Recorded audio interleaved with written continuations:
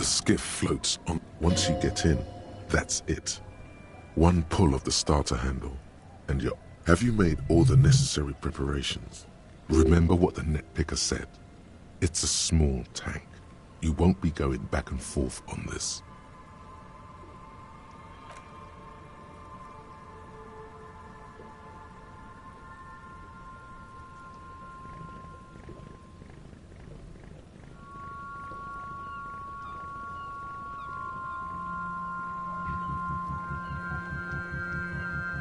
Want to be free.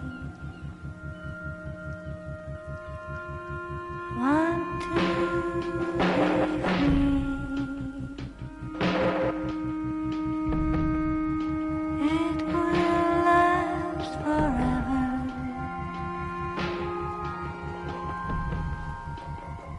Eternally.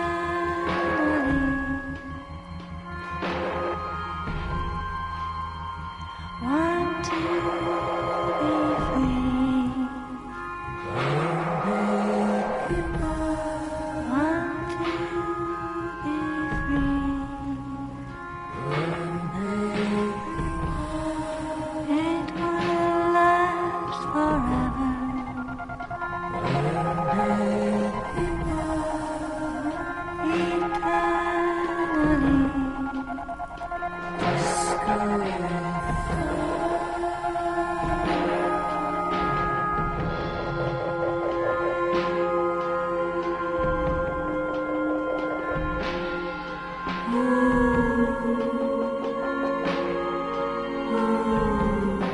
Want to be free.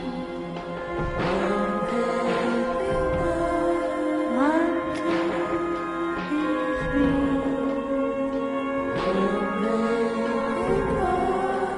It will last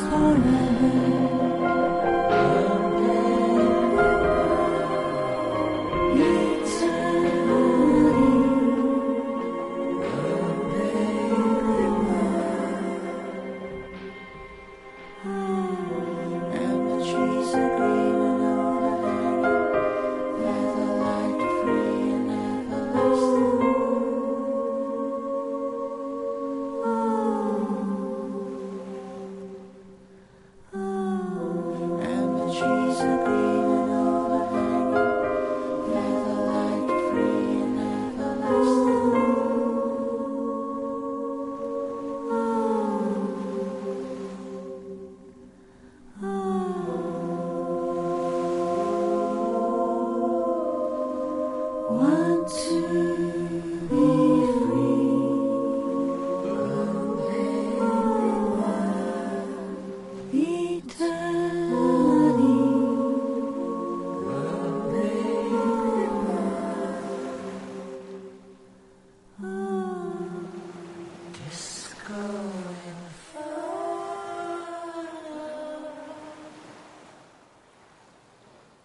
The boat comes to a slow stop. The lieutenant turns the engine off. Then there's silence. In the silence, a sputter of wings. A flock of quails takes off in the distance. Let's go.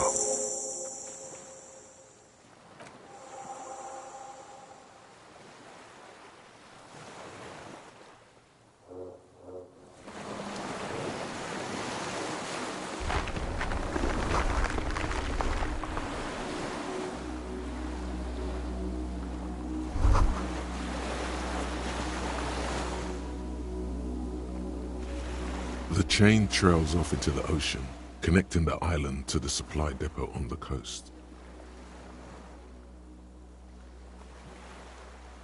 Ah, yes, so it seems. For bringing munitions to the island, maybe? And supplies? You could also lock the bay when you raise the chain.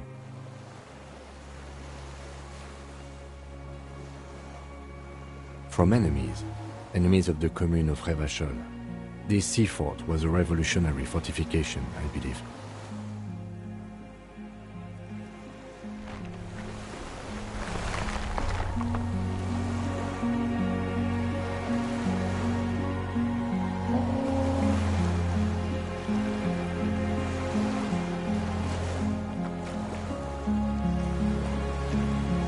Yes?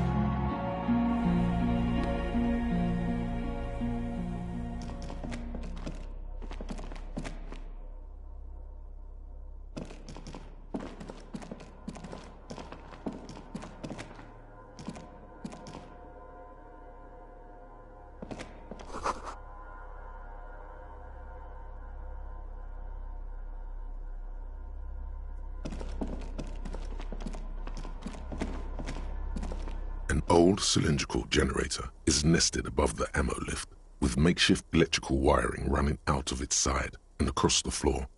The cables disappear into the wall. The lieutenant puts his hand on the metal barrel, checking for warmth.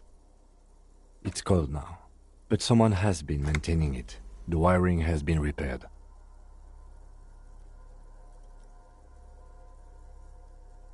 Downstairs, somewhere?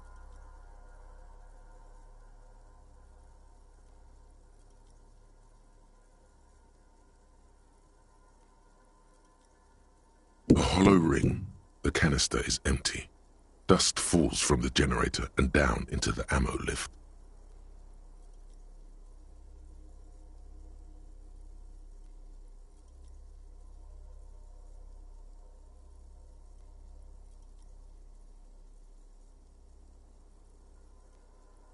Liquid carbon.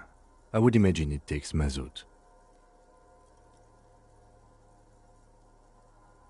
The kind that's favored by vagrants and fuel thieves. It's been a long winter, long and cold. If anyone stayed here, they'd need a generator.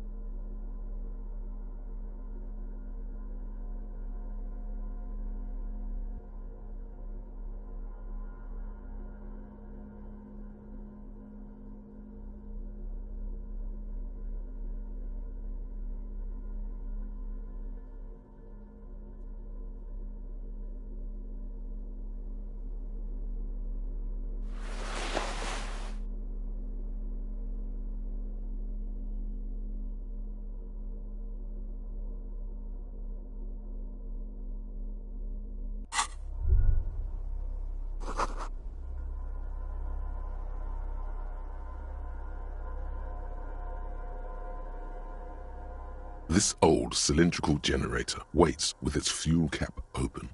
Makeshift electrical wiring runs out of its side and across the floor. The lieutenant assists you, holding the canister up to the fuel tank as you tilt. Dark brown, viscous fluid pours out, and the room fills with a chemical smell. There's a red starter switch on the side of the cylinder and a start rope on the other side. The lieutenant flicks the switch. The recoil start wakes the old generator up. The machine sputters like an old warhorse before settling down to a rattle. That should do it.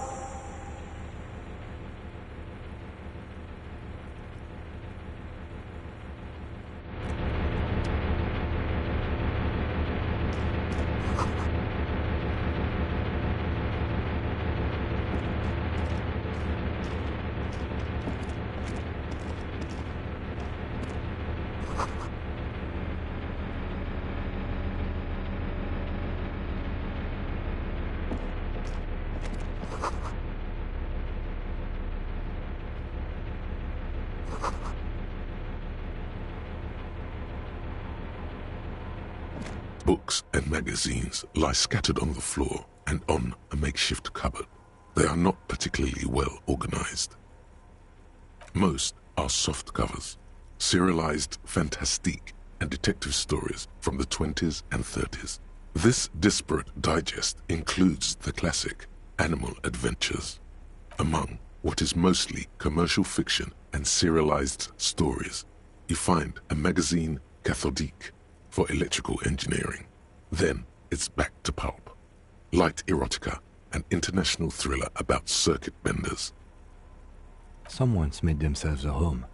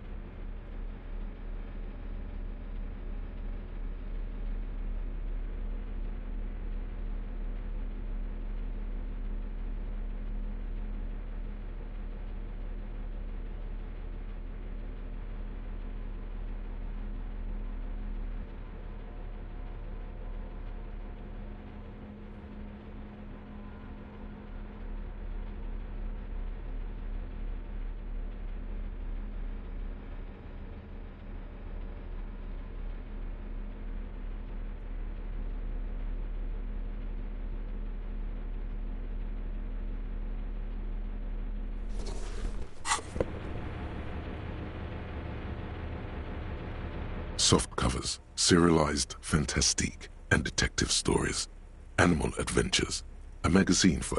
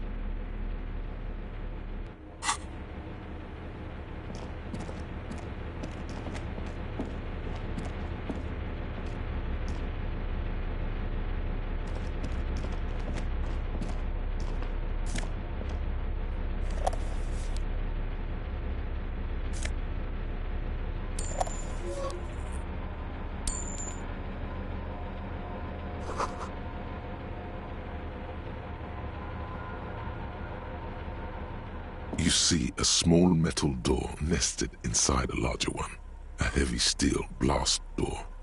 There is a conventional keyhole above the handle. It's very small. Another part of the island, probably.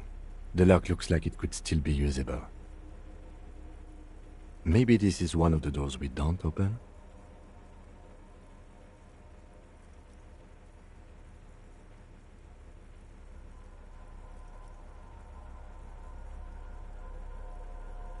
He's right. It would be better to open its big brother. A powerful engine hangs under the ceiling. It must control the blast door.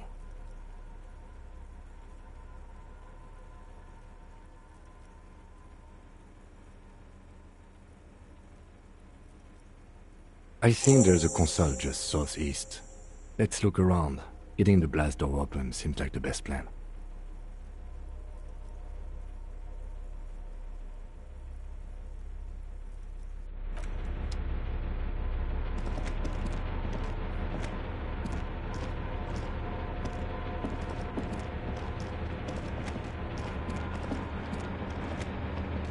There's a greasy old spring mattress in the corner, resting on piles of soft cover books. White linen and a pillow are visible under a worn-out caracal blanket. Someone has been squatting here. The linen is fresh, recently washed.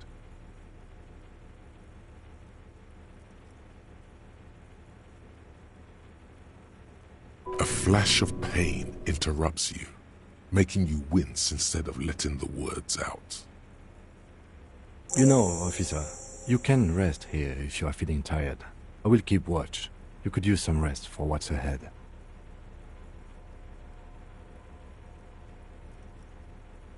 Yes, anytime. If you need a rest later, it's okay by me. You don't have to be a hero.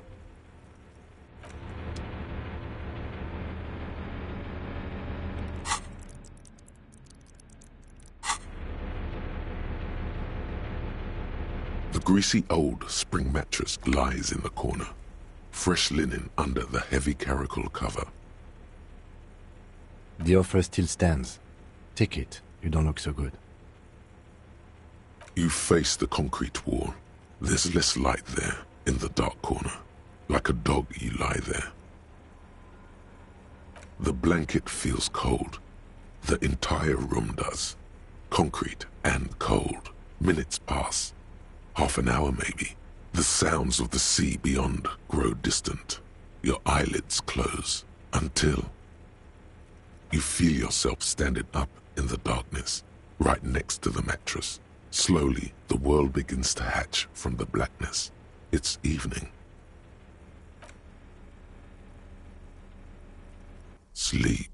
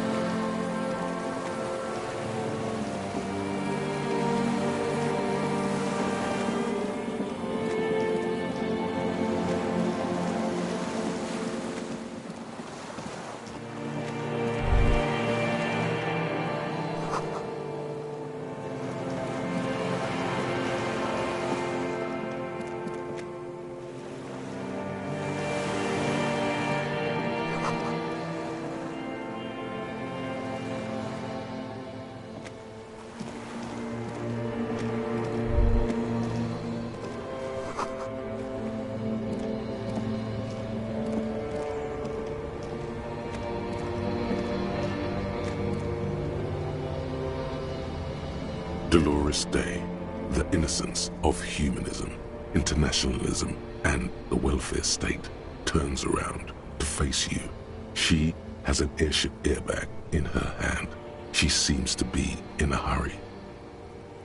Okay, don't say you need to talk right away. Melt the ice first. This way you're already talking. But you don't even want to talk to her. She would only be cold and mean. Let her go.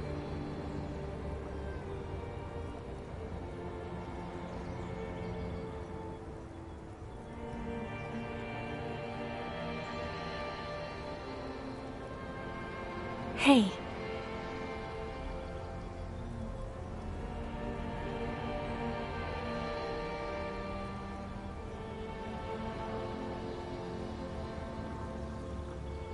I'm doing really good, actually. Both professionally and romantically. I've come to a fulfilling and peaceful period in my life. Well, how are you doing, Harry?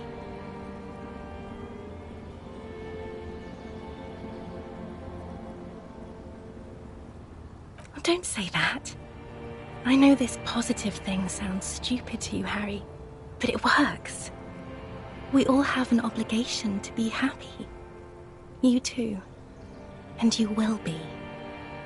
Now. This is everything I always warned you about. I'm sorry. I was heading to the aerodrome. I just don't have time to...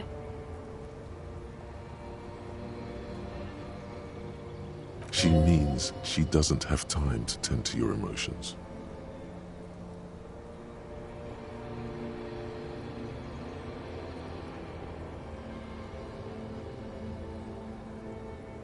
I'm going to Morova, to live there in Grad. It's 1 million kilometers away, Harry. Might as well be another lifetime.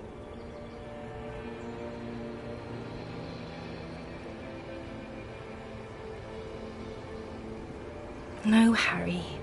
No. I don't want a massive, epic showdown. I want to go to the aerodrome. I have tickets for the 10:20 flight to Morova. Really. We don't have anything to talk about anymore. Every combination of words has been played out. The atoms don't form us anymore. Us. Our love. Our unborn daughters. It's all gone. I have to go to the aerodrome. I have to leave Revachol and you. And you have to be alone. In hell. Forever. That's just the way it is. Oh God, whatever you do, don't try to kiss her yet. Not after that. You're still reeling. You'll fall over if you try now.